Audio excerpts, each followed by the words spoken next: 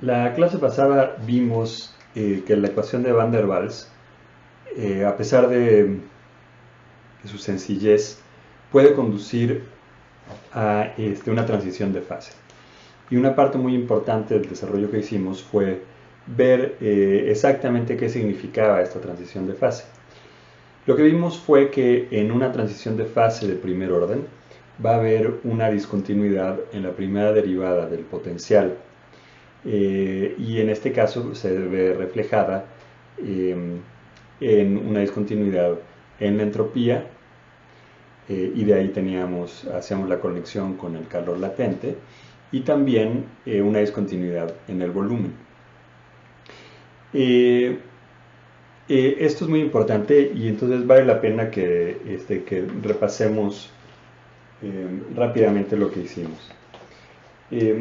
Lo que hicimos fue reconocer que en el problema que estábamos analizando, que era pues una transición de fase de un líquido a un gas, podíamos utilizar la ecuación de Van der Waals y queríamos tener algo realista.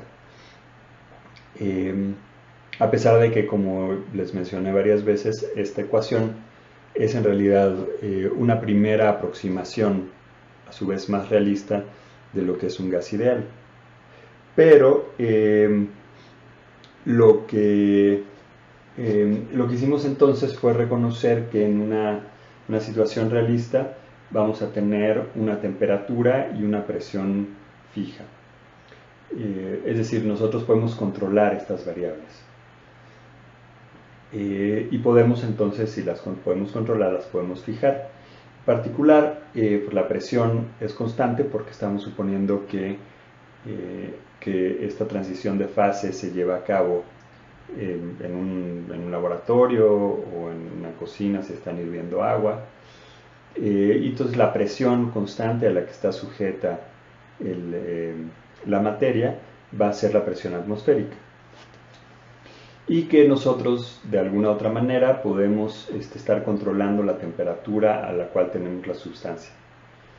De modo que entonces las dos variables que nos importaban eran la presión y la temperatura, y por lo tanto el potencial apropiado para esta descripción es el potencial de Gibbs.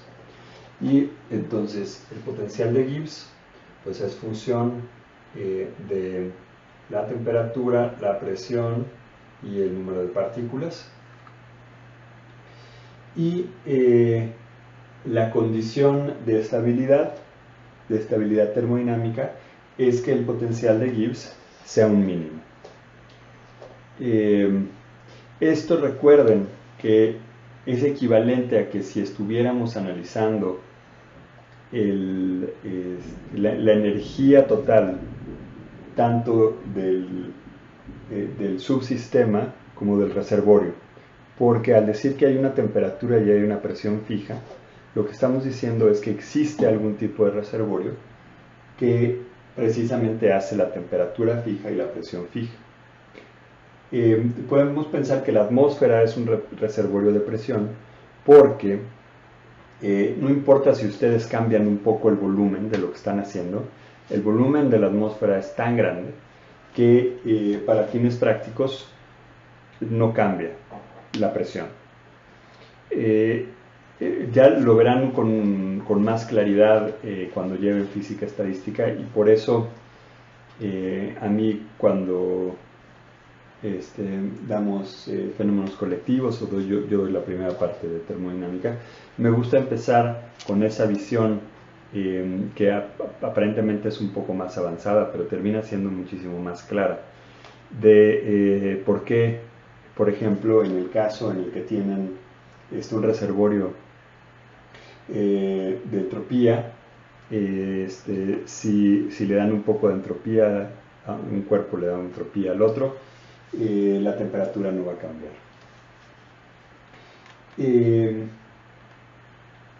Ahí queda mucho más claro, sobre todo en la otra representación, en la representación de la entropía, en la que pueden pensar, ahí las variables son, las variables naturales son la energía el volumen y el número de partículas, y en ese caso es mucho más natural ver cómo si tienen un cuerpo muy grande en contacto con un cuerpo más pequeño, el cuerpo más pequeño va a adoptar la temperatura del cuerpo más grande, y si el cuerpo más grande es suficientemente grande, no va a bajar su temperatura a pesar de que le está cediendo energía al cuerpo más pequeño, ¿sí? O viceversa, si el cuerpo más pequeño estaba a una temperatura más alta, entonces le cede energía al cuerpo más grande, pero el cuerpo más grande es tantísimo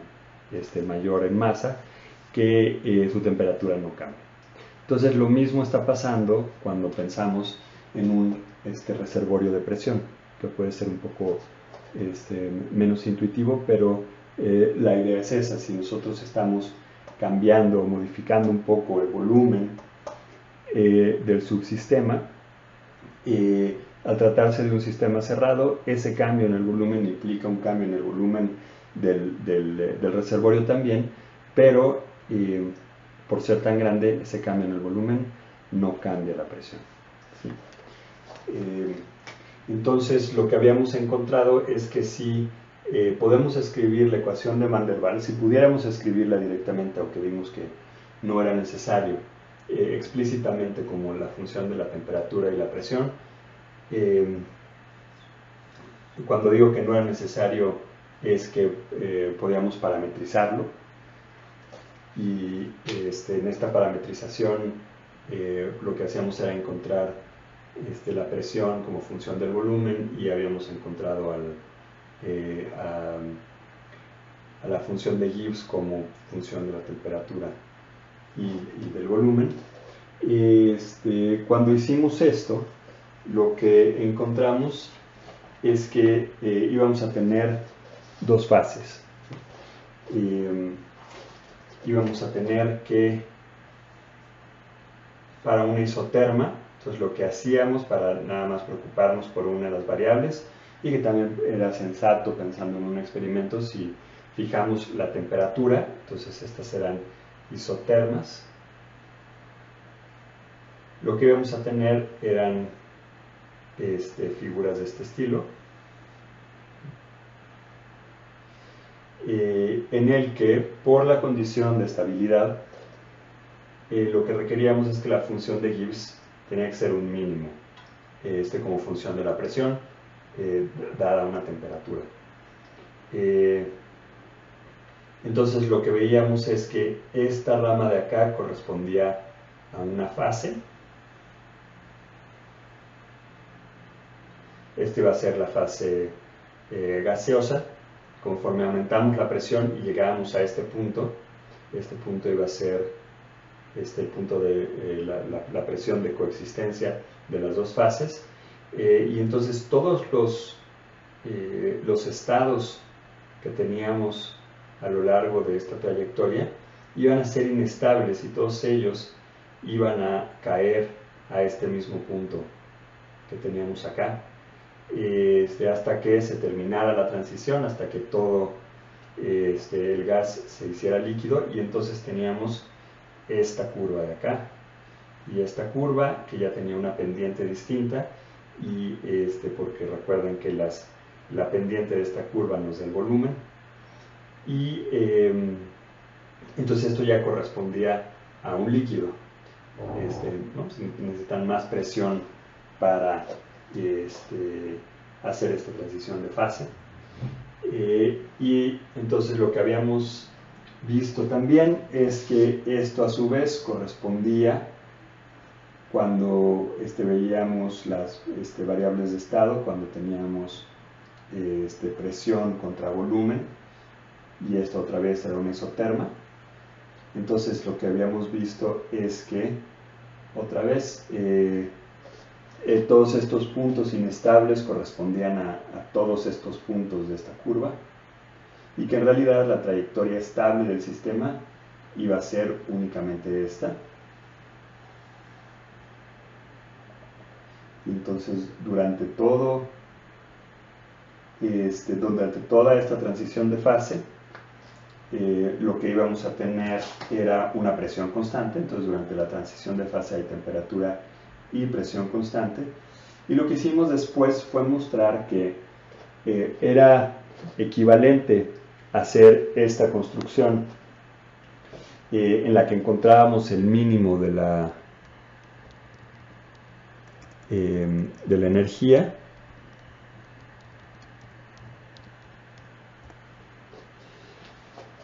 y el punto P de la transición, que era este mismo de acá, en el cual esta área de acá iba a ser igual a esta área de acá. Habíamos visto que cuando esto ocurría, entonces quería decir que estábamos en este punto y por lo tanto esto correspondía a la transición de fase, y esto es lo que se conoce como una construcción de Maxwell.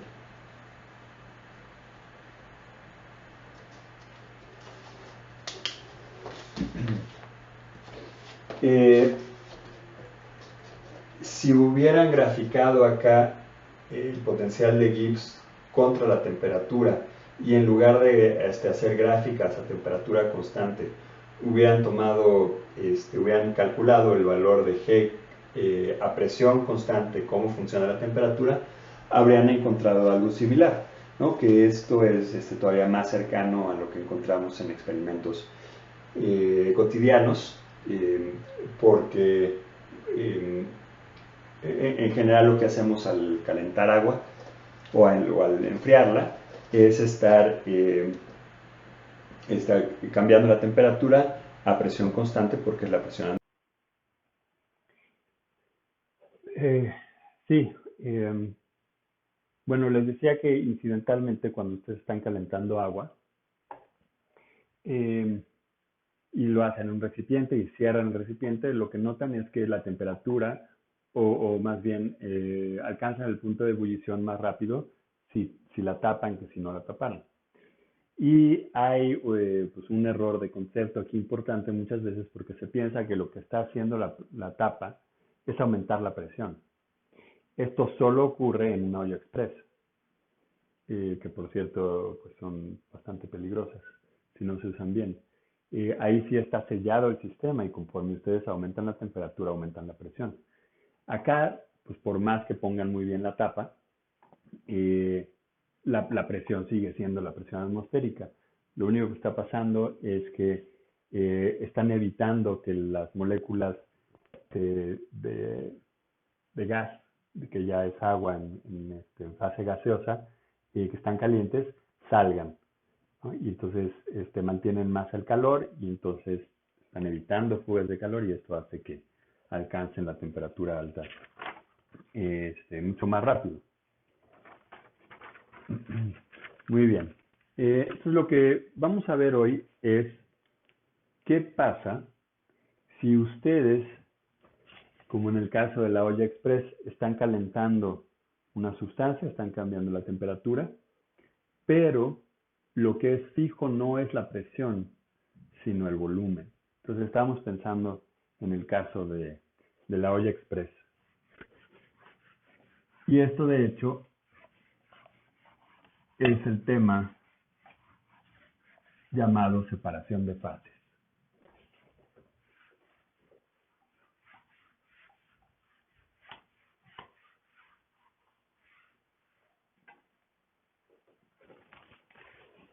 Eh,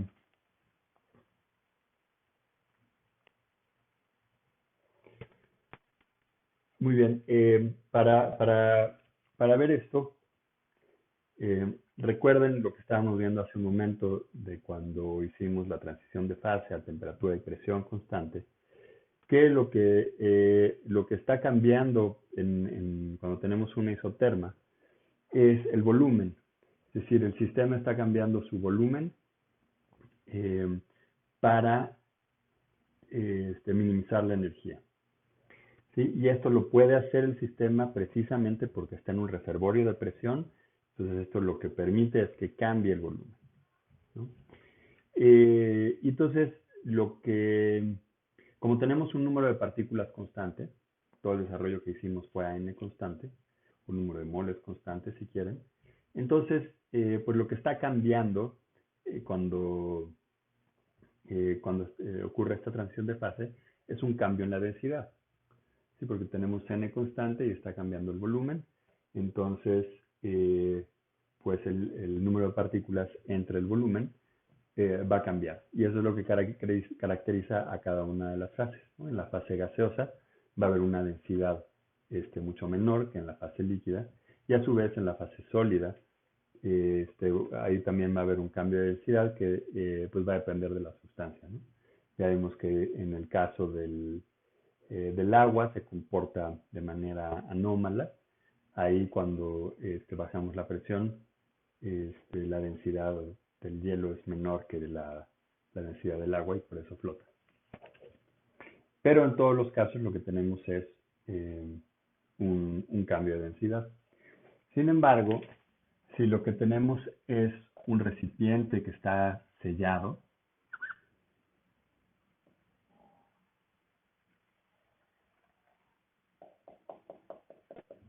entonces, como comentamos en el caso de la olla express, ustedes tienen otra vez un número fijo de partículas.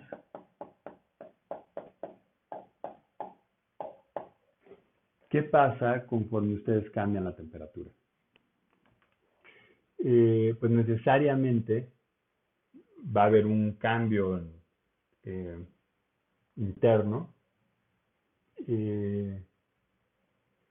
un cambio en la manera en la que, déjenme pensar cómo decir esto sin adelantarme demasiado. Bueno, olviden eso por un momento. Más bien vamos a concentrarnos. Si ustedes cambian la temperatura, pues sí están cambiando la presión acá adentro, ¿no? A diferencia de lo que ocurre si estuviera abierta la tapa, en el que la presión no cambiaba. Acá ustedes aumentan la temperatura, hay un cambio de presión. Este cambio de presión solo es posible porque las paredes son rígidas, es decir, va a haber un estrés sobre este material, como si ustedes, por ejemplo, pues sacaran aire de un recipiente sólido, pues las paredes se doblan por la presión de la atmósfera.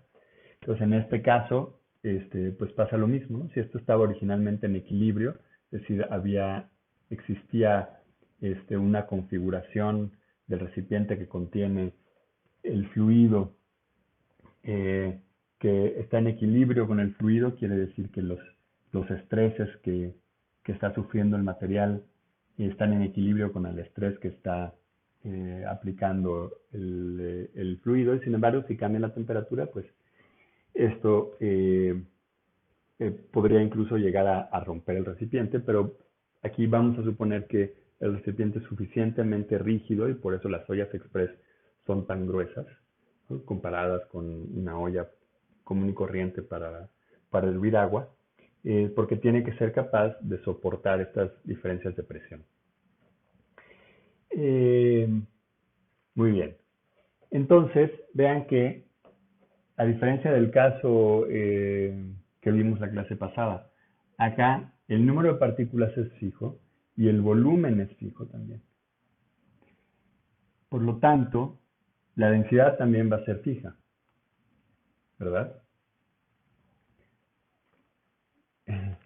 Pues no, la respuesta es que no. La densidad promedio es fija. ¿Sí? Entonces, lo que vamos a reconocer como hicimos cuando vimos precisamente la ley de Le Chatelier-Brown, es que es posible que el material genere inhomogeneidades internas. Es decir, recuerden que habíamos definido una fase como pues una parte macroscópica del cuerpo que tratábamos, que a pesar de eso contiene cierta homogeneidad. Sin embargo, esto no excluye la posibilidad de que, por ejemplo, haya acá un pedazo macroscópico, aunque quizás pequeño, que tenga una densidad mayor.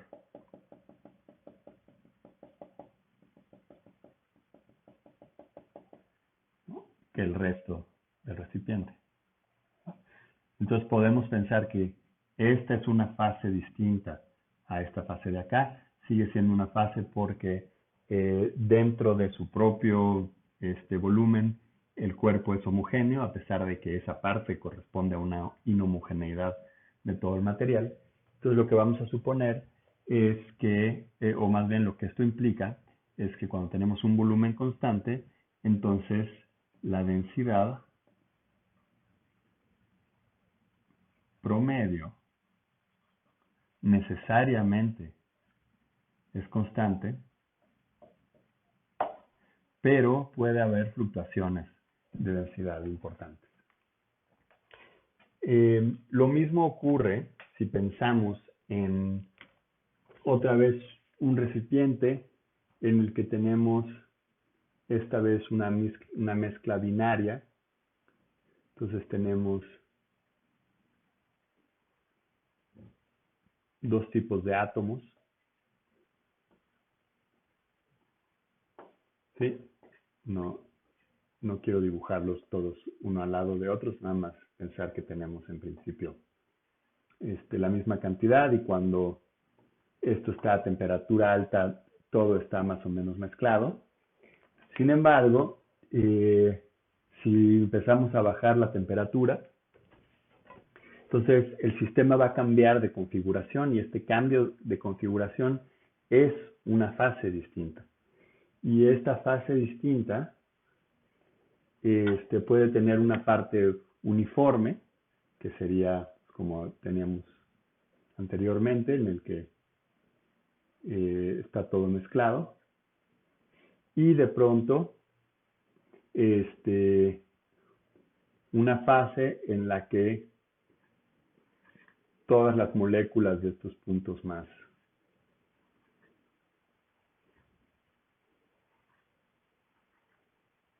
pequeños están todos acá, y pues acá necesariamente pues hay un exceso de las moléculas que dibujé como estas figuras más grandes, de modo que otra vez pues la concentración promedio es fija. Sin embargo, si nos fijamos en este cachito que sería el equivalente a ella, pues claramente hay otra fase. Y esto otra vez necesariamente tiene que corresponder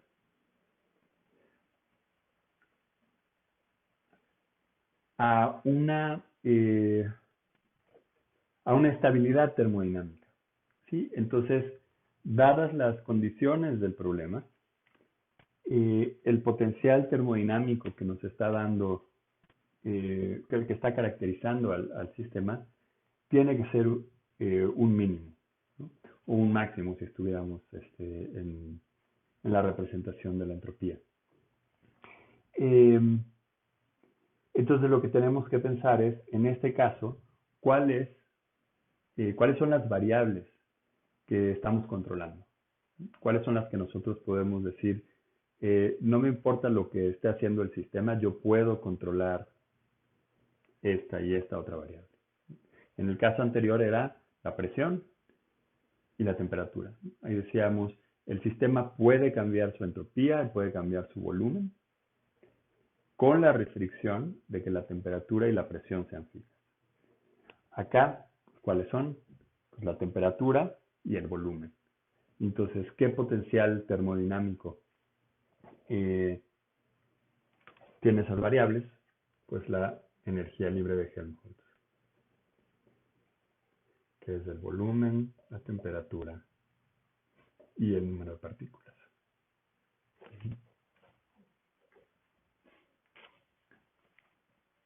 Entonces, vamos a utilizar este potencial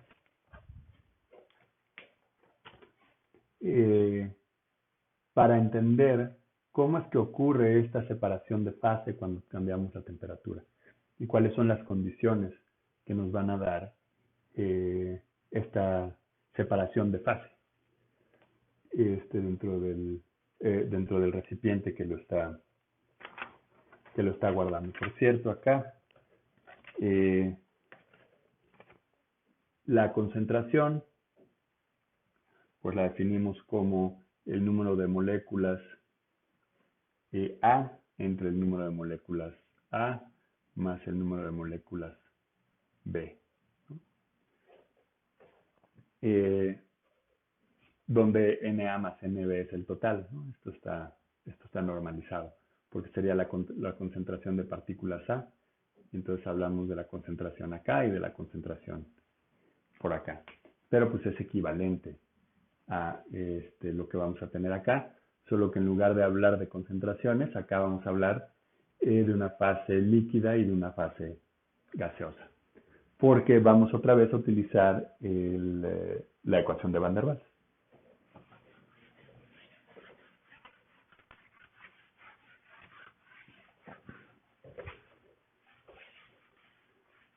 Muy bien, entonces vamos a hacer este tratamiento de manera un poquito más general, pero tengan en mente que lo que estamos haciendo es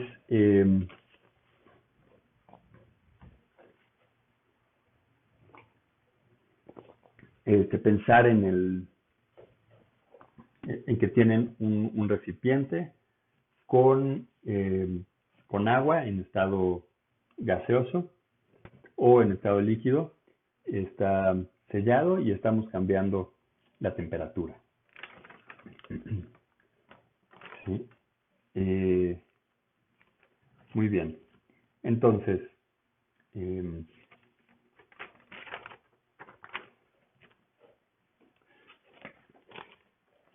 vamos a suponer que tenemos un potencial, ¿no? El que ustedes quieran. Recuerden que lo que vamos a hacer es poner acá el potencial de Helmholtz, pero esto podemos hacerlo todavía más general. Y lo que estamos suponiendo es que este potencial va a ser función de una única variable. Esta única variable, sin embargo,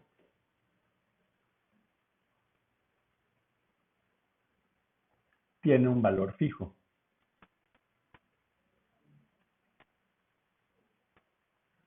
Sabemos que existe un valor como el de la densidad promedio, en el caso de Van der Waals, ¿no? Esta sería una densidad, o de la concentración de partículas como teníamos allá. Ese valor es promedio porque, pues como en el caso de Van der Waals, el número de partículas está fijo y el volumen está fijo, entonces pues la densidad promedio está fija. Y en el caso de las partículas, pues el número de partículas está fijo, el volumen está fijo, entonces la concentración promedio tiene que ser fija.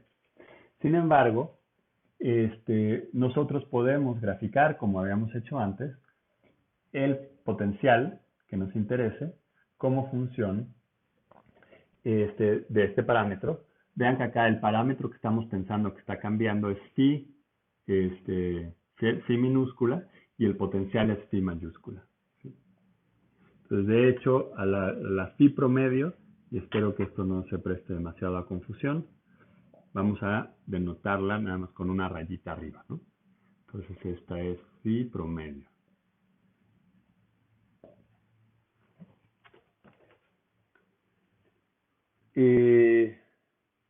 Muy bien. Entonces, nosotros podemos tener ese potencial, que va a tener una forma de este estilo.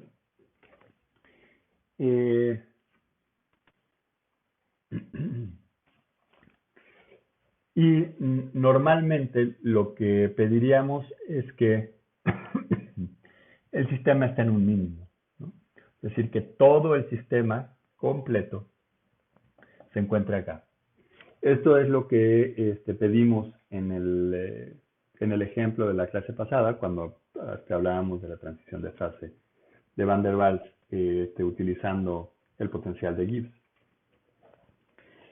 Sin embargo, imaginen que el promedio que nosotros tenemos, el promedio de esta sustancia, que está dado a priori únicamente por el número de partículas que es fijo, que uno puede meter o sacar del compartimento, y del volumen de compartimento que también esté fijo, que resulta que esta phi no puede llegar a este valor. ¿Sí? Esta sería, por ejemplo, la densidad. Entonces estamos pensando que, pues no, la densidad promedio del cuerpo no puede llegar ahí simplemente por las restricciones que yo estoy poniendo en el sistema. Entonces estamos suponiendo que, pues en realidad la densidad promedio está, pensemos, en un lugar por acá. Este es el valor que correspondería a esta phi promedio. ¿Este es un mínimo? Pues no. Sin embargo, lo que va a hacer el sistema es minimizar la energía total separándose en dos fases. Aquí en todos estos casos supusimos que toda la masa del sistema estaba en este punto, ¿no? Entonces, cuando sí teníamos la posibilidad, dada un isoterma, de cambiar phi, ¿no? De cambiar el volumen, sí podíamos decir, va a pasar de acá a acá y toda esta parte va a ser inestable, etcétera, ¿no? Sin embargo, nunca contemplamos la posibilidad de que si esta era la energía promedio, entonces una parte del sistema se fuera a un punto no necesariamente exacto al mínimo, sino un poquito más acá, y otra parte muy cercana a este punto de acá. Entonces, esto es lo que quiere decir una separación de fase. Acuérdense que cuando hablamos de que uno puede pasar de una fase a otra yendo alrededor del punto crítico, cuando esto era la presión y la temperatura y esta es la curva de existencia, y habíamos dicho que este hecho lo que recalcaba es que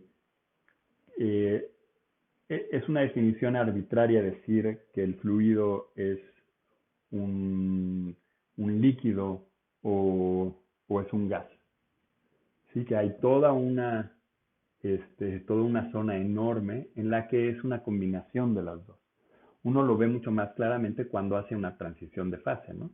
De acá para acá o de acá para acá, ¿no? Entonces aquí sí, claramente el volumen de una fase es distinto al del otro. Sin embargo, si uno está por acá, pues tiene una combinación de propiedades que no es ni exactamente las que uno encuentra de un líquido que se encuentra en esta parte, ni en esta otra. Entonces lo mismo pasa en este punto, ¿no? El hecho de que podamos estar en este punto de acá, que correspondería, por ejemplo, a, algo más cercano a un líquido, y acá más cercano a un gas, pues realmente no representa un problema.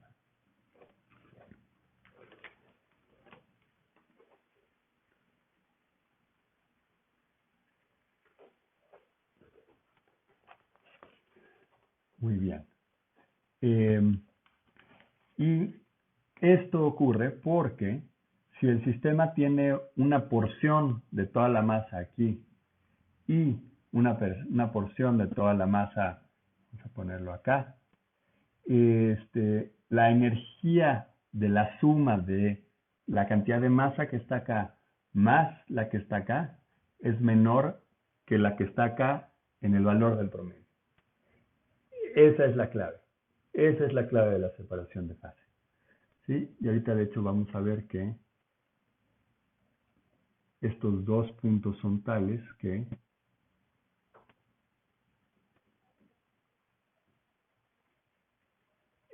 las tangentes de estos dos puntos son iguales. Entonces así podemos encontrar cuál es ese valor.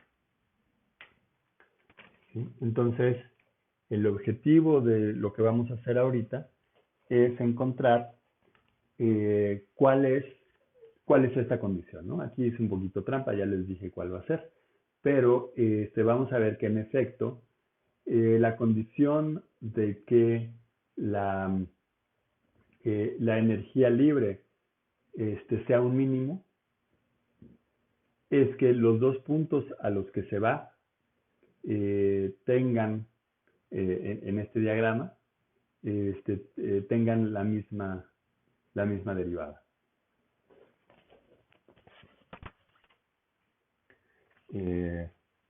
Muy bien. Entonces,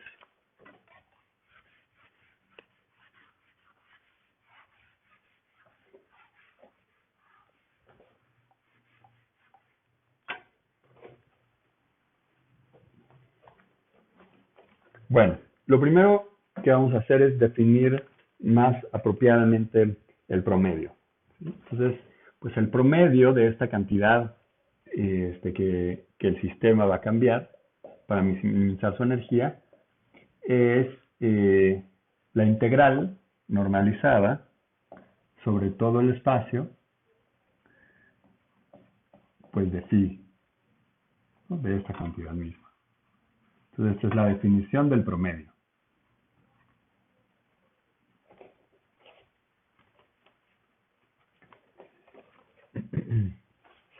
Entonces, como estamos suponiendo que hay una fracción, que va a ser esta X, del sistema, que está en la fase 1, y hay, pues, el complemento de esta fracción, que es nada más 1 menos X, que está en el sistema phi 2.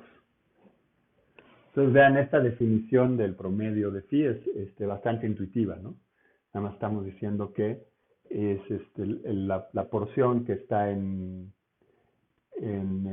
la fase phi 1 más la porción que está en la fase phi 2, y la porción que está en la fase phi 2, como X tiene que ser,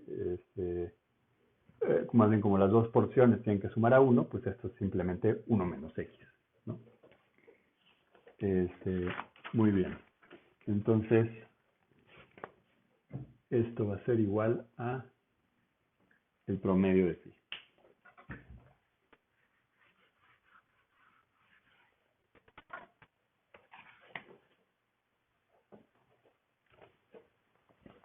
Muy bien, y ahora vamos a crear esta función phi mayúscula, que de hecho es la suma.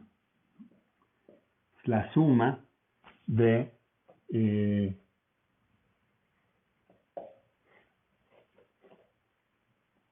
la cantidad de materia que está dada justo por X por phi, que en principio va a ser nuestro potencial de Helmholtz, de lo que está en phi 1, más X menos 1 por phi de lo que está en phi 2.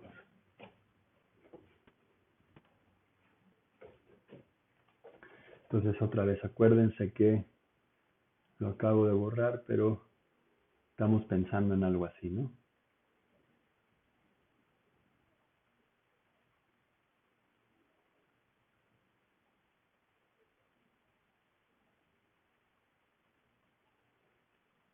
Esto sería phi 1 y esto sería phi 2, ¿no? Entonces, el sistema que originalmente estaba en alguno de estos dos puntos de acá, todo el sistema estaba en un solo punto, se separa en dos fases.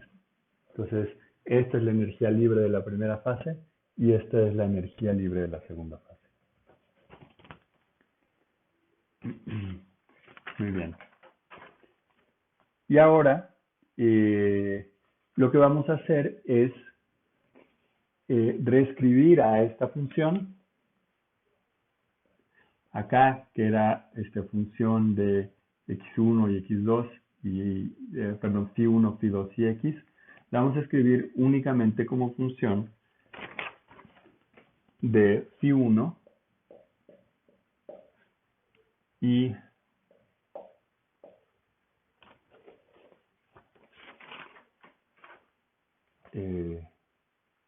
X, ¿no? Pues como la concentración. Y para hacer esto, lo único que vamos a hacer es sustituir aquí phi 2, perdón, de lo que teníamos acá.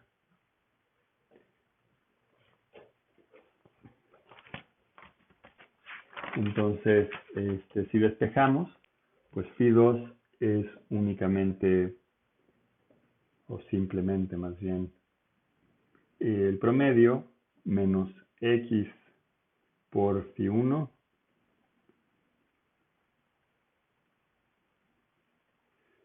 entre 1 menos x.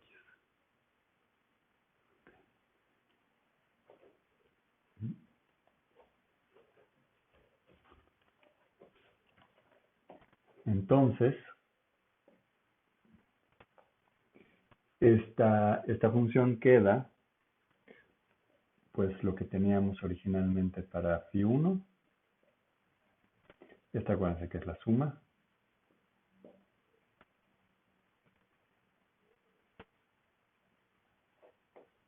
Más 1, perdón, aquí puse x menos 1, es 1 menos x.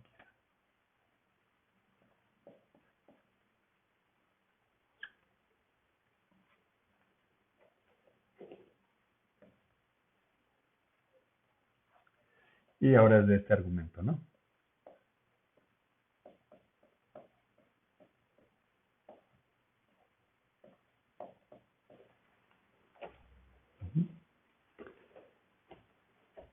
Muy bien, entonces, esta función tiene dos argumentos y lo que queremos es que esta función sea un mínimo. Entonces lo que necesitamos es que el gradiente sea cero, ¿no? Entonces necesitamos que la parcial con respecto a phi1 sea cero y la parcial con respecto a x sea cero. Entonces, si hacemos primero la parcial con respecto a phi1, esa es la más directa. Entonces nos queda que la parcial de phi de la suma, ¿no?, con respecto a phi1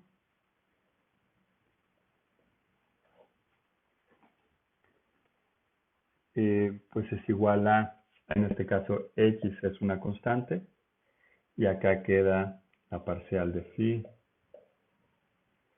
con respecto a phi1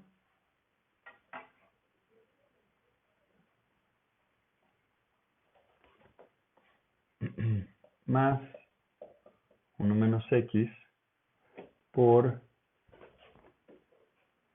lo que estamos haciendo es esto, ¿no? En el fondo, la parcial de phi con respecto a phi, sí, de la función phi con respecto a phi2 por la parcial de phi2 con respecto a phi1, ¿no? O sea, ya lo escribimos así, pero lo que estamos haciendo es esto.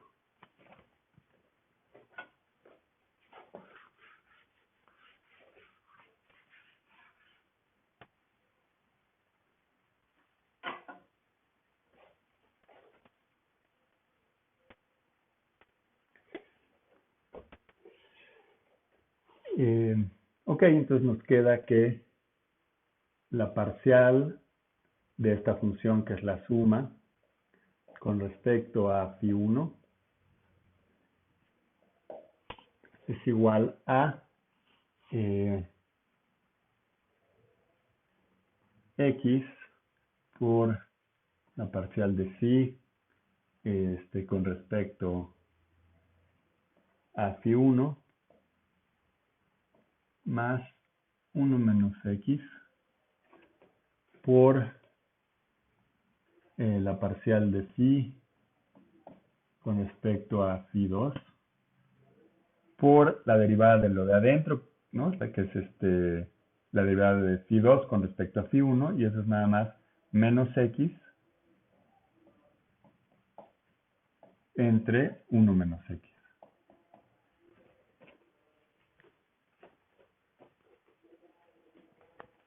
Entonces, este se va con este. queremos que esto sea 0. Entonces nos queda que 0 es igual a la parcial de phi con respecto a phi 1.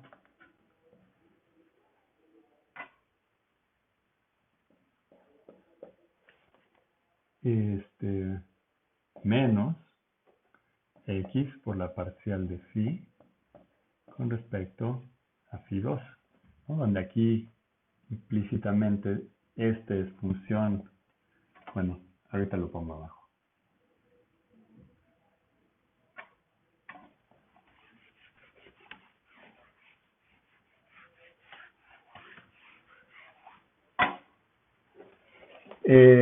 Las x se van y entonces nada más nos queda que la parcial de phi con respecto a phi 1, en donde aquí lo que les decía es que esto pues, es función de phi 1, es igual a la parcial de phi siendo función de phi 2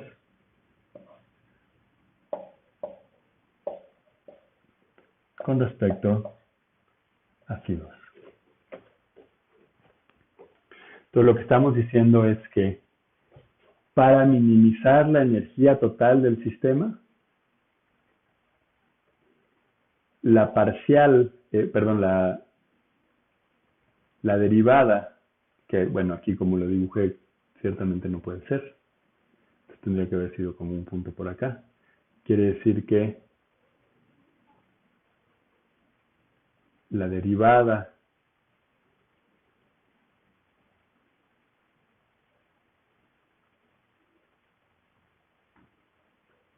en el punto x1 tiene que ser igual a la derivada en el punto, phi 1 tiene que ser igual a la derivada en el punto phi 2. Y aquí estábamos graficando esta función. Que vean, esta no es la función suma, ¿sí? Esta es simplemente la energía libre de alguna de las fases, ¿no? Estamos viendo cómo se tiene que separar para minimizar esta, que sería la suma de estas dos, ¿no? De una porción x que está acá y una porción 1 menos x que está acá. Ok, entonces esto ya nos dio esta condición. Ahora vamos a ver que cuando imponemos la condición de que la parcial de esta función con respecto a x sea 0, vamos a encontrar cuánto tiene que valer la derivada. O sea, no solo nos va a decir, no solo nos dice que tiene que valer lo mismo, sino nos dice cuánto vale exactamente.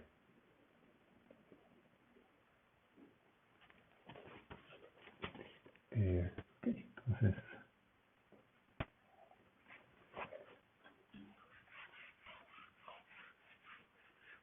vamos a hacer esa parte.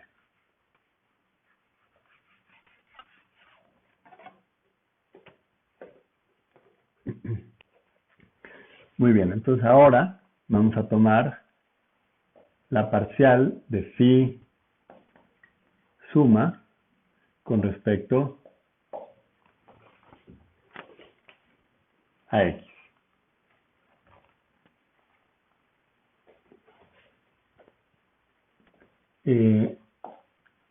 Y esto es,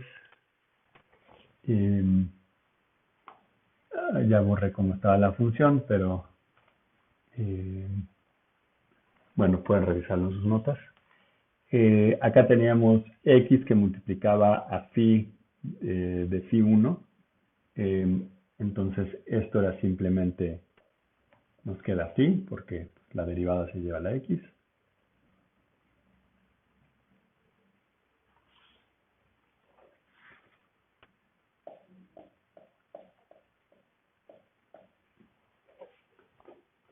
Más, lo voy a poner aquí, más, y acá vamos a tener 1 menos x, y hacemos lo mismo que habíamos hecho antes, pero ahora con la variable x. Entonces es la parcial de phi con respecto a phi 2 por la parcial de phi 2 con respecto a x.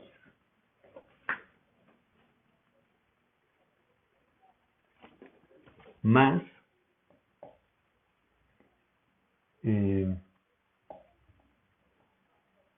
phi de phi 2 por menos 1.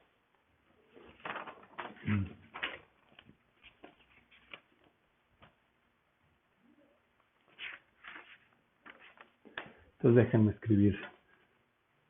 Porque acá, aquí despejé esta de acá, entonces esta ecuación ya es redundante.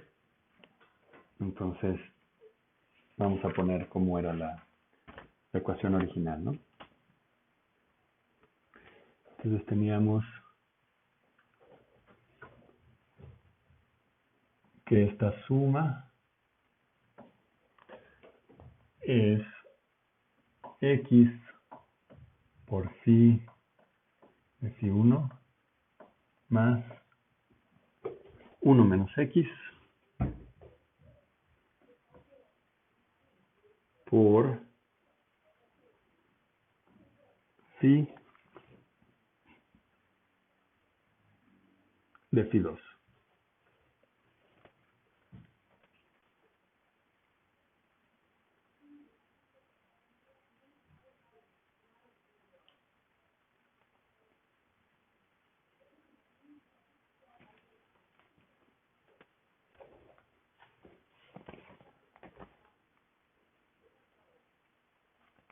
Muy bien, entonces acá lo que hicimos al tomar esta derivada fue,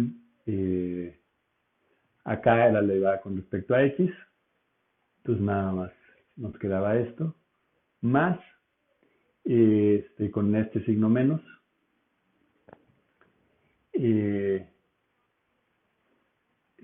bueno, va a ser esta por la derivada de este, que fue lo que hicimos aquí, más este por la derivada de este, que es este menos 1. ¿Sí? Entonces, así es como lo construimos, por si no, no había quedado, o no lo había hecho yo tan claro. Ok, entonces, ¿qué vamos a tener acá? Vean que de una vez vamos a escribir, esto es igual, vamos a escribir esto como phi de phi 1 menos phi, función phi de phi 2. ¿Sí? Nada más pase este para acá de una vez. Ok, menos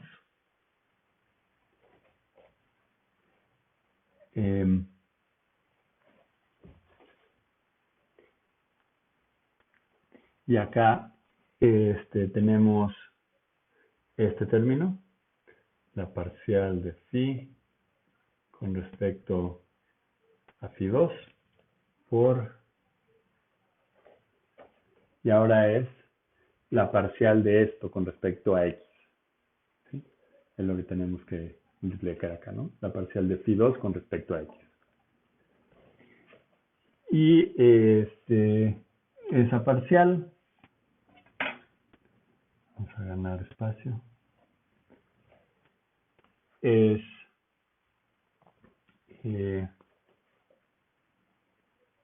menos phi 1,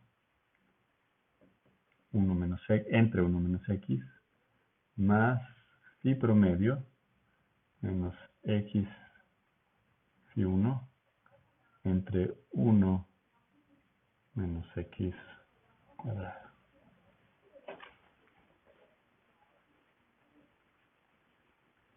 ¿Sí? Y aquí pues nada más lo único que hice fue por la derivada de más por la derivada de y la derivada de pues es nada más al cuadrado, ¿no?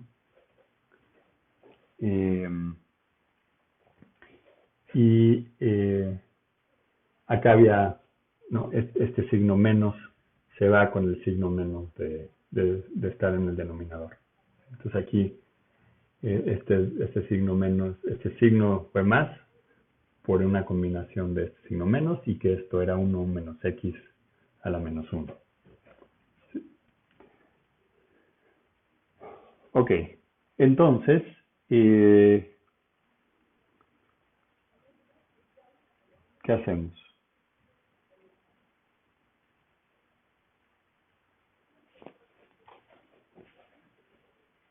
Vamos a hacer una pausa. Bueno, se me había ido un término. Acá faltaba el 1 menos x que estaba acá. Ya lo incluí aquí. Y lo único que va a pasar es que este término se cancela con el 1 menos x de acá y con uno de los dos que teníamos acá. Y luego, vean que precisamente esta cantidad de aquí es phi2. De modo que, entonces 0, estamos pidiendo que esta parcial fuera igual a 0, va a ser igual a la función phi en phi1 menos la parcial phi en phi2 menos la parcial de phi con respecto a phi2 por menos phi1 más phi2.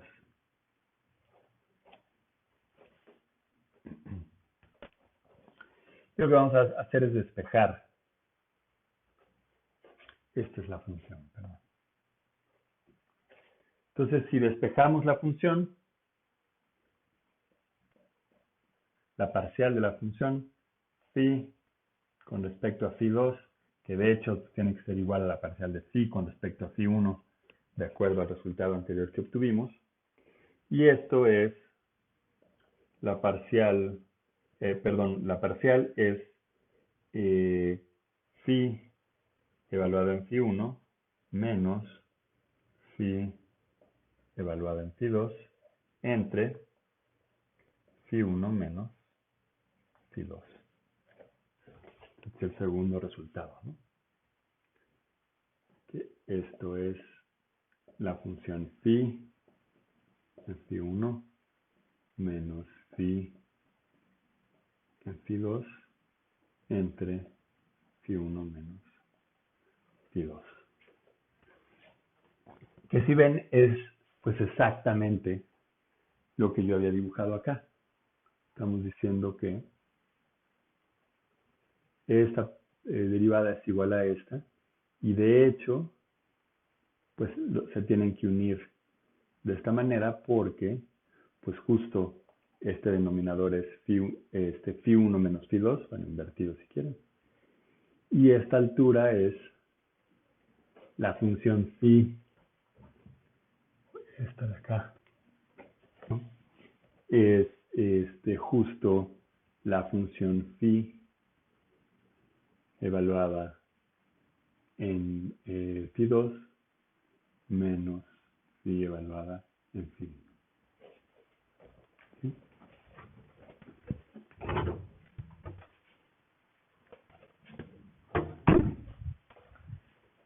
Y a esto se le llama la regla de la palanca.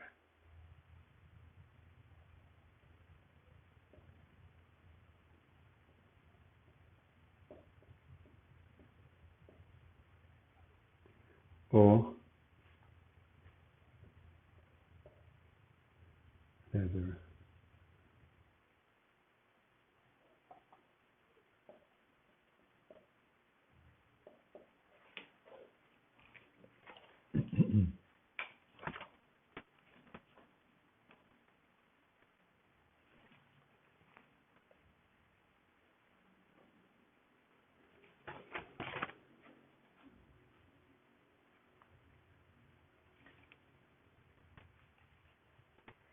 Muy bien, entonces para recapitular, lo único que estamos haciendo es mostrar cuáles son las condiciones que tiene que seguir un sistema que tiene una de sus variables extensivas fija, que que en este caso es, por ejemplo, la densidad promedio. De modo que si todo el sistema estuviera aquí en un momento dado, una pequeña fluctuación, otra vez como cuando le pegaron al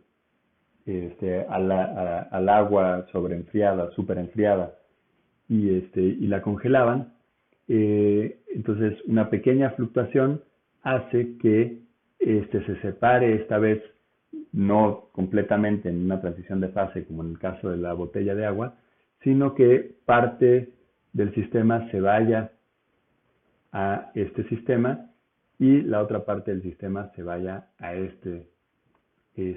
esta fase de acá. ¿Y cuáles tienen que ser estos valores x1 y x2? Pues tienen que ser tales que las derivadas del potencial sean iguales en los dos puntos que intersectan, entonces tiene que tocar tangencialmente en esos dos puntos. En este punto y en este punto, porque solo de esa manera se cumple que las derivadas en estos dos puntos sean iguales y que sea, de acuerdo con la regla de la palanca, igual a este pedazo entre este pedazo.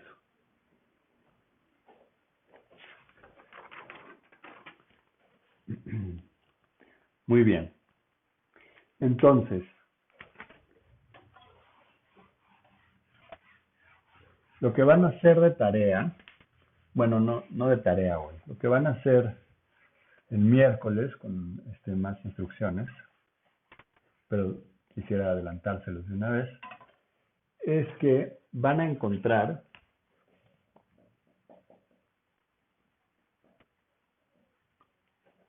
a la energía de Helmholtz para Van der Waals. Entonces lo primero que van a hacer. Y luego la van a escribir exactamente igual que hicimos para el caso de la energía libre de Gibbs. La van a escribir de manera adimensional. Les voy a ir dando los pasos que tienen que seguir para construirla. Una vez que la encuentren, entonces lo que van a hacer es graficar, bueno, y la van a escribir, esto es muy importante, ¿no? Esto va a ser como función de la densidad de número y entonces para distintas temperaturas y también para un fluido en particular que va a ser helio 4, esto les va a permitir graficar acá lo que van a tener, si no mal recuerdo, es 3B, donde B es uno de los parámetros de Van der Waals, entre K de Boltzmann por la temperatura. Entonces lo van a graficar como función de este parámetro que vamos a llamar n pequeña. Entonces otra vez lo que van a encontrar es que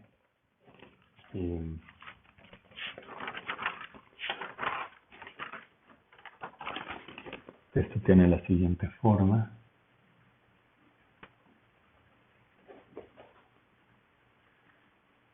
Y después, usando matemática, lo que van a encontrar es que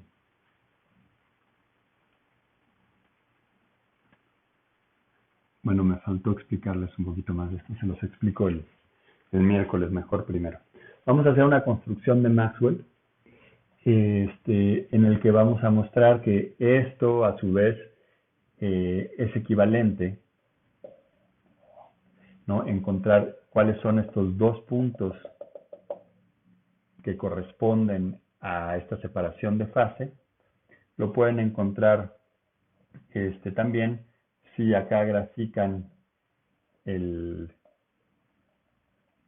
potencial químico. Les va a dar algo así.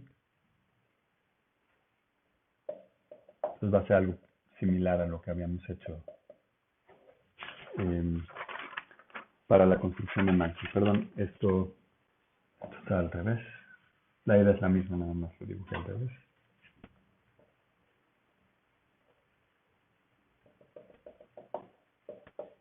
bueno, esto lo demostramos el miércoles, pero entonces lo que van a hacer es ver es que en efecto, y creo que esto de verdad es un buen ejercicio, creo que en ese sentido es muy buena tarea, para eso deben ser las tareas, para que vean que eh, toda esta construcción y por lo que no, eh, y por lo que le dieron el premio Nobel a Van der Waals es justo porque esas aparentemente tan sencillas modificaciones del gas ideal tienen toda esta riqueza fenomenológica, ¿no? Entonces, y que no es nada más conceptual.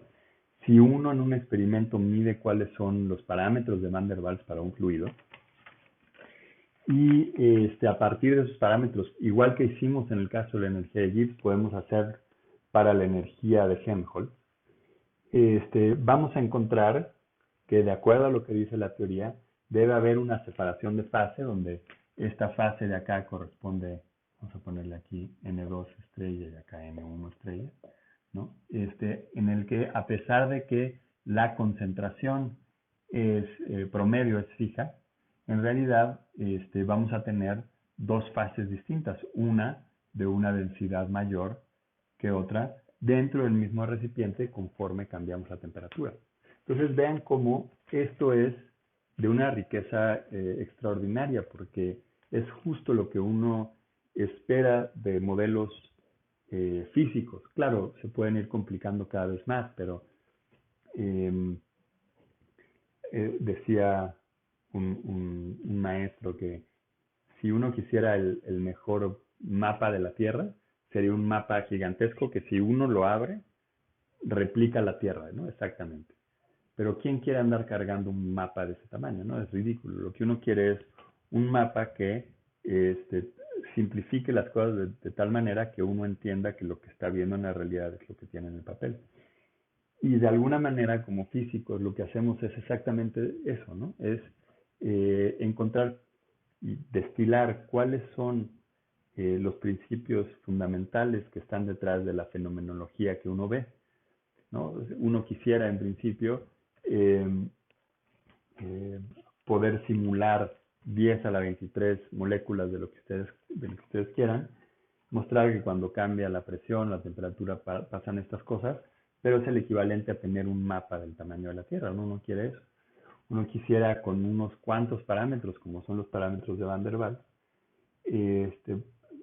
reconstruir estas transiciones de fase que son las que uno observa en el laboratorio. Y eso es otra cosa que nunca hay que perder de vista. Esto funciona y esto es útil y a alguien le dieron un premio Nobel por esto, porque la naturaleza sí se comporta de esta manera. Y entonces nos está diciendo algo muy, o es lo que consideramos en física una teoría muy valiosa. Muy bien, entonces vamos a dejarlo hasta aquí el día de hoy.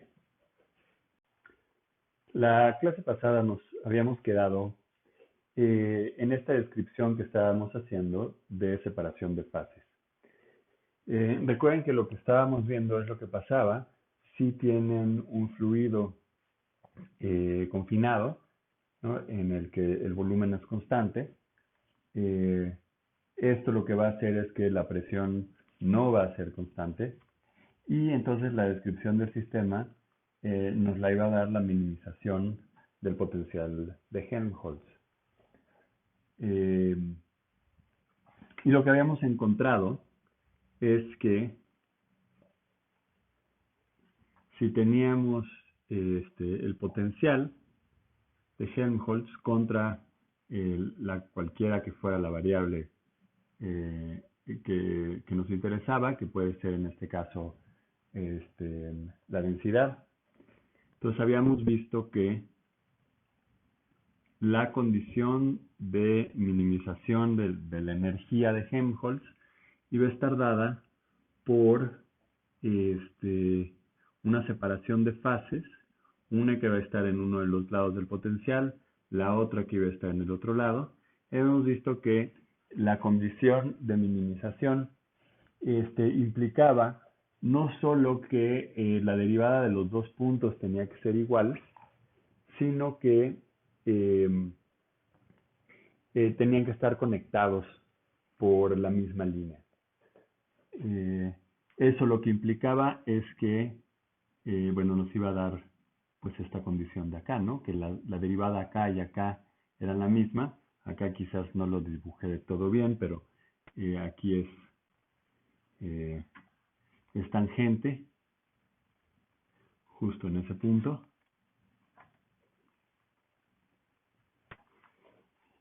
Y pues eso, nos daba que los puntos que iban a corresponder a, a cada una de las fases, se llaman Φ1 y Φ2 estrella, eran tales que la derivada era la misma y además estaban conectados por la misma línea. Lo que vamos a ver hoy es que existe una manera equivalente de encontrar estos dos puntos, que es a través de una construcción de Maxwell. ¿Se acuerdan que cuando vimos la minimización del potencial de Gibbs para Van der Waals, ¿no? Lo que teníamos era una cosa de este estilo, donde este era G contra esto era contra la presión y esto era una isoterma, temperatura constante. Entonces veíamos que íbamos subiendo. Acá era el punto de la transición de fase. Entonces todos estos puntos iban a ser inestables, regresaban a este punto y esto eventualmente ya en este lado de la curva solo existía la fase 2, acá solo la fase 1 y durante todo este punto era la coexistencia de fases. Y lo que vimos es que la construcción de Maxwell nos daba una manera de, a partir de la curva de la presión contra el volumen, teníamos que todos estos puntos de acá podíamos encontrarlos por el punto crítico, perdón, no es el crítico en el sentido del diagrama de fases, sino el punto de la transición, que era este de acá, pues es este justo de acá, y ese punto era aquel que en esta representación de presión contra volumen, el área de esta parte de la curva era igual al área de esta parte de la curva. Entonces, como les dije también en el recordatorio de la clase pasada, esta construcción es muy útil porque no necesitamos calcular expresamente las derivadas, ¿no? Si nada más tenemos la presión y el volumen y algún algoritmo que nos permite calcular la integral como función de este punto de acá. Entonces va a llegar un momento en el que estas dos áreas son iguales y sabemos que ese punto corresponde al inicio de la transición de fase. Entonces vamos a hacer algo similar para el caso de la separación de fases que estábamos viendo acá.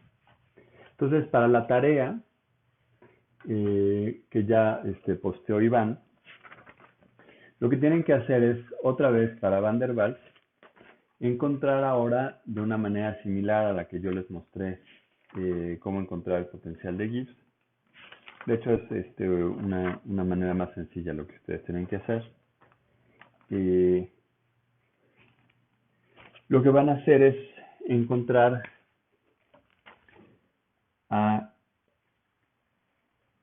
el potencial de Helmholtz por 3B entre B, el volumen por K de Boltzmann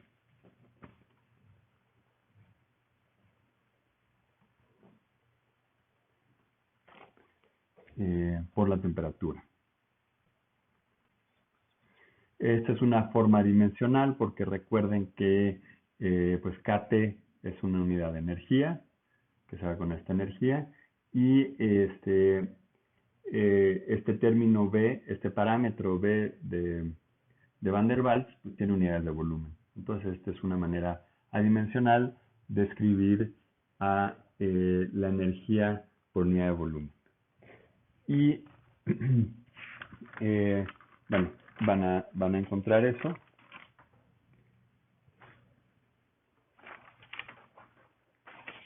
Y van a obtener una curva como función, esto va a ser como función de el número de partículas entre el volumen.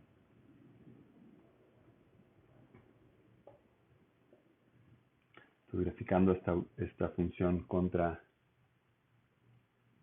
n entre la n crítica, donde recuerden que n es el número de partículas entre el volumen. Pues van a encontrar algo parecido a lo que vimos acá.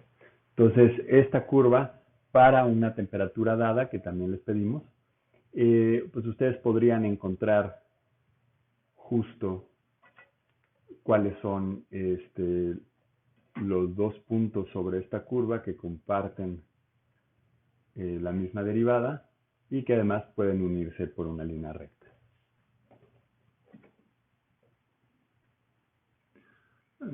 Bueno, imaginemos que esto es así.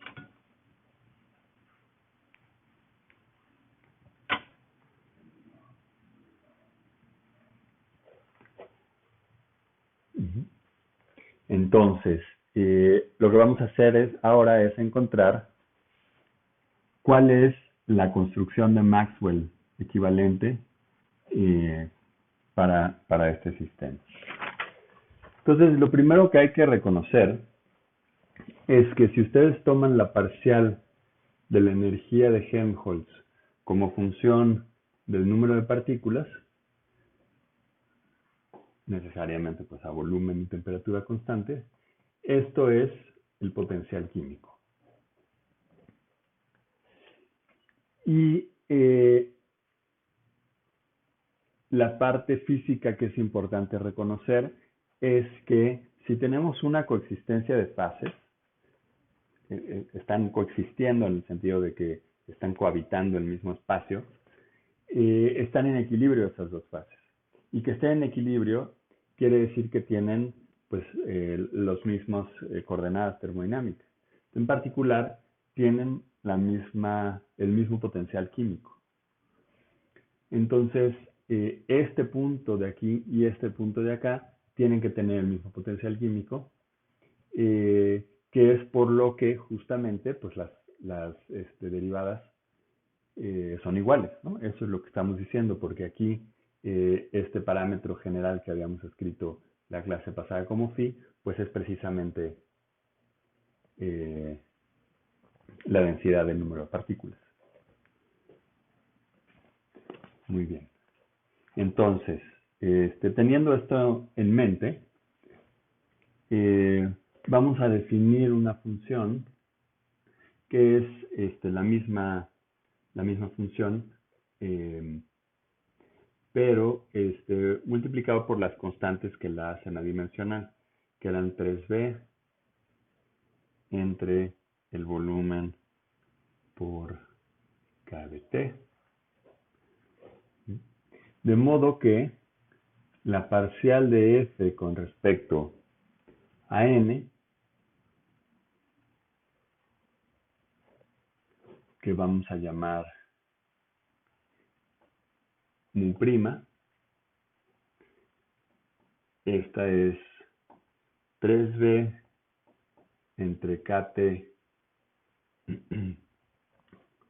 por 1 entre el volumen por la parcial de f con respecto a n. Porque de hecho acá arriba, si queremos tomar la derivada con respecto a n pequeña, pues esto es únicamente 1 entre b por la parcial de f con respecto a n. Porque lo único que hicimos fue dividir entre b. De modo que, pues esto de acá es justamente esto de acá. Entonces, mu' es 3b entre kt por mu. ¿Sí? Entonces es nada más, estamos llevando la misma multiplicación de las constantes que teníamos para el potencial a la definición de este potencial químico. Muy bien. Entonces, lo que van a hacer en la tarea, que es justo para ilustrar esto, es graficar la derivada de esta función. Entonces, cuando sacan la derivada de esa función, pues es precisamente, les va a dar mu', ¿no?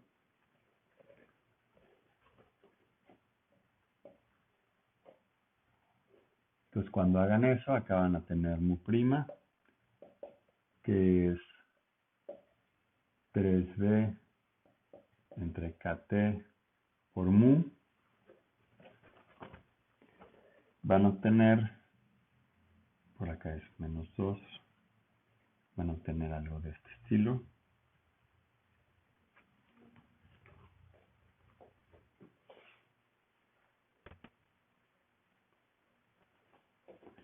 En el que ahora va a existir, vamos a llamarla acá una mu estrella, tal como en el caso que hicimos para la presión y el volumen. Acá estamos graficando esta mu adimensional contra n, bueno, n entre n crítico, tal que esta área de acá va a ser igual a esta área de acá. Eso simplemente por construcción tiene que ser, ¿no? Va a existir un valor mu estrella, que esto ocurra. Este valor de mu estrella está dada por el valor de mu en este valor de aquí. A este vamos a llamarle n1 entre n crítica. Y esto directamente define este otro punto de acá, ¿no? Es simplemente el punto que intersecta la misma curva después de haber pasado por el mínimo. Y a este le vamos a llamar N2. Y estos vamos a llamarles estrella, porque corresponden a estos mismos puntos genéricos que habíamos puesto acá. Entonces, a ver, aquí, perdónenme, estoy experimentando un poco con la orientación de la cámara para ver cómo se ve mejor el pizarrón, porque tengo la sensación de que cuando está justo enfrente no se ve muy bien. Muy bien, entonces vamos a ver qué pasa si calculamos esta integral, ¿no?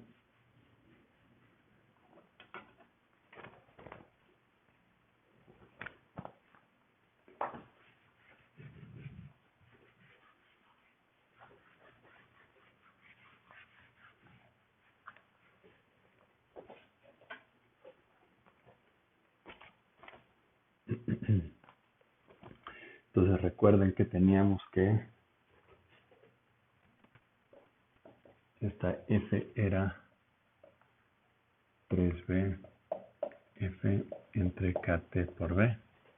Perdón, nada más, esto por kt.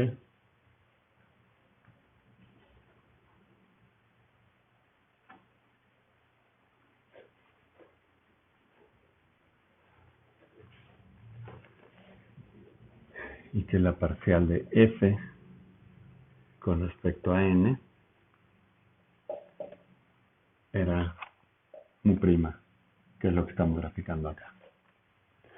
Muy bien, entonces ahora lo que vamos a hacer es calcular esta integral. Entonces estamos diciendo, este punto es tal que esta esta área menos esta área es 0, entonces va a ser 0 es igual a la integral de este punto a este punto, pues de n2 a n1 de pues el valor que tenga mu como función de n menos mu estrella, ¿no? Estamos tomando la integral es con respecto a esta línea, ¿no? Entonces por eso estamos restando mu estrella de m.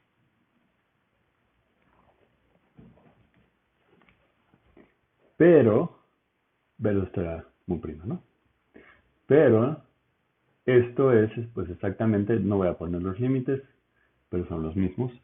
Esto es, pues, la parcial de S con respecto a n menos mu prima estrella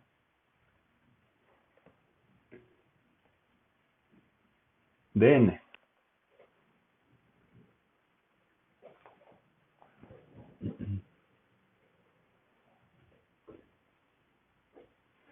De modo que si hacemos esta integral, pues esto nos queda justamente f, ¿no?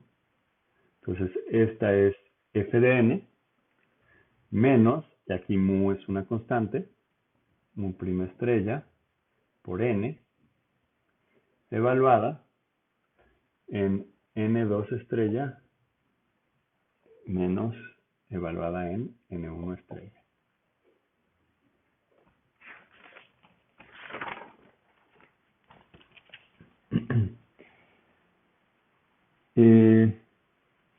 Entonces, pues si sustituimos, ¿no?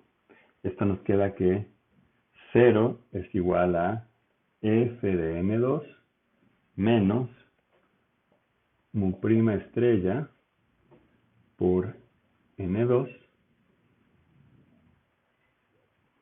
menos f de n1 menos mu prima estrella de n1.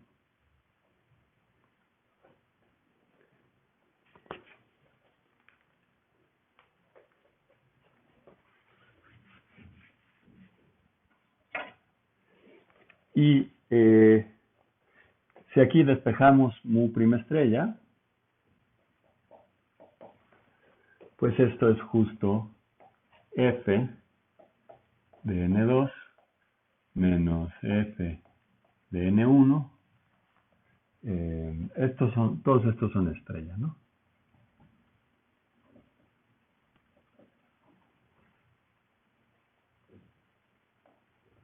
Entre n2 menos n1.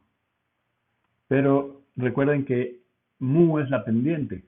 Entonces lo que estamos diciendo es exactamente la regla de la palanca, que es lo que habíamos encontrado la clase pasada.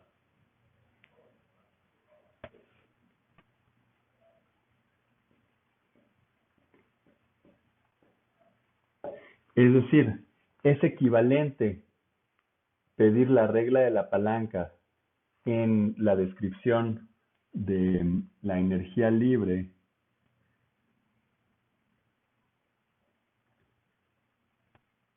como función de este parámetro de n a cuando graficamos la derivada, decir que estas áreas son iguales. O sea, cuando esta área es igual a esta área, la energía libre se minimiza. Porque esa es la condición de equilibrio termodinámico. Entonces, ustedes lo que van a hacer en la tarea es precisamente, bueno, primero encontrar a F normalizado de esta manera para Van der Waals. Luego van a encontrar la derivada, que se va a ver de esta manera, y lo que van a hacer es encontrar numéricamente cuáles son, vean que esto es función únicamente de este valor, ¿no? ¿Cuál es el valor n1 que hace que esta integral sea 0? Teniendo ese valor, lo que van a hacer es calcular o van a regresar acá y mostrar que la derivada, en efecto, dados estos puntos n1, n2 y la pendiente, si uno se para acá, pues efectivamente la línea que uno traza intersecta los dos puntos. ¿Sí? Creo que este es un muy buen ejercicio para que se familiaricen con el uso de matemática para resolver este tipo de cosas y también para que vean que todas estas construcciones que pueden ser de pronto muy abstractas, perdón, aquí no se alcanza a ver ahí estaban los límites, que de pronto parecen muy abstractas, es hasta el momento que uno hace un ejercicio que termina entendiendo lo que está haciendo en realidad. Y en este sentido, el fluido de Van der Waals es estupendo porque es relativamente sencillo de manipular y contiene toda esta riqueza fenomenológica que hemos estado usando. Entonces, hasta aquí la clase de hoy. Es una clase relativamente corta, pero para que comiencen lo antes posible a hacer la tarea.